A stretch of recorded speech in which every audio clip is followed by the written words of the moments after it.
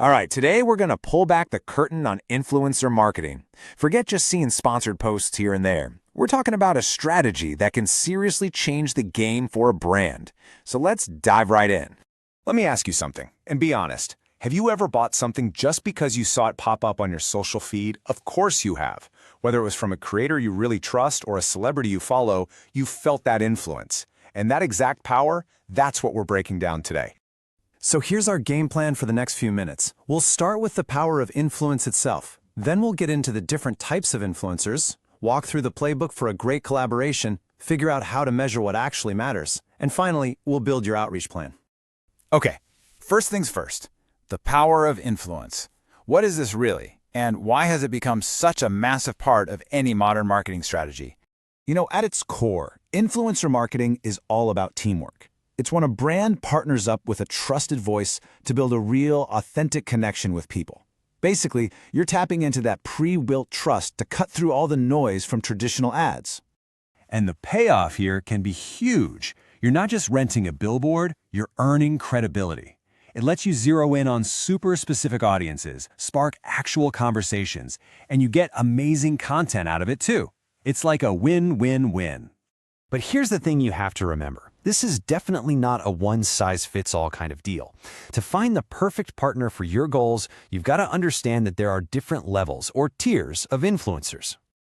Okay, so take a look at this. What's so interesting is the trade-off between how many people you can reach versus how much they actually care. A mega influencer, they give you massive, massive exposure, which is awesome for a huge product launch. But as you go down the list to micro and nano influencers, that engagement and trust just shoots through the roof. I mean, think about it. A small local restaurant could get incredible results from just a few nano influencers right in their own neighborhood. Meanwhile, a global tech company might need that big reach from a macro influencer. It's all about matching the tier to your goal. And honestly, that micro tier is often the sweet spot for growing brands. It's cost-effective, and you get these dedicated audiences that really, truly listen. All right, so let's say you've picked your tier. You know who you're aiming for. Now what? How do you make sure the partnership actually, works? Well, it all comes down to a pretty simple playbook. Just think of this as your campaign checklist. It all starts with doing your homework and having clear goals. But the real magic ingredient? It's authenticity. When you let creators be creative, that's what builds genuine trust with their audience. You combine that with crystal clear expectations and a solid plan to measure everything, and you're pretty much set up for a win. Speaking of measuring, that brings us to a super important point. How do you prove your campaign is actually delivering? Let's break down how to turn all that influence into real, measurable impact. Now, I know this might look like a big to-do list, but trust me, it's really straightforward. You start with your goals, then you pick the right key performance indicators or KPIs to track, things like engagement rate or sales. Then you just track everything.